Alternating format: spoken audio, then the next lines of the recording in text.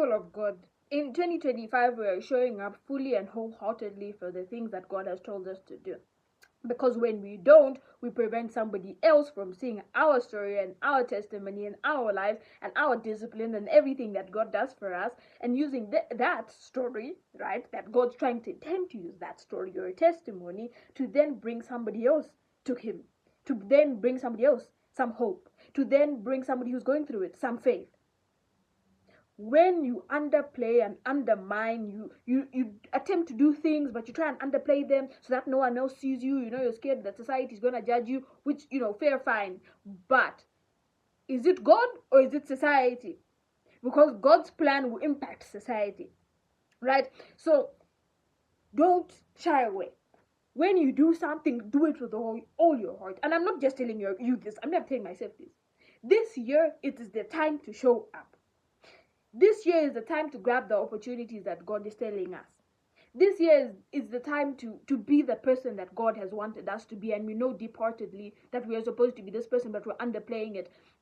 And every time we undermine it, we're preventing somebody else to build a relationship with God. Towards the end of the year, my atheist friend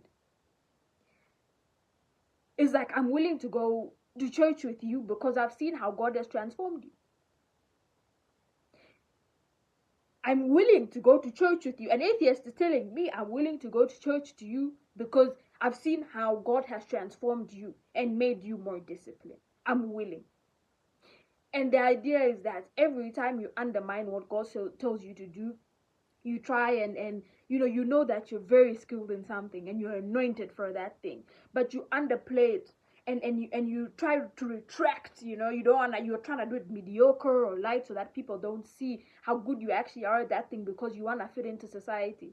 You are the light, you are the salt, you are the lamp. You're not supposed to be hidden.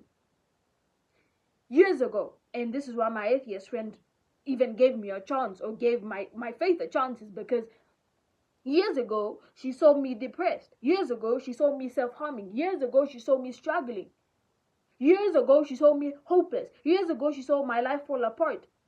And then she comes back in a year, and I'm somehow put together. And for me, I made it very blatantly clear to her. I said, look, and I made a big decision last year. I said, I'll tell you the truth. It's God. And I'm not going to lie to you and say that it's easy or it's not been hard. No, because obviously I had to give up everything else that I was doing before. But he's changed me. But I never forced her. I never imposed my beliefs. She saw me change. And she was like, let me go figure out this God maybe.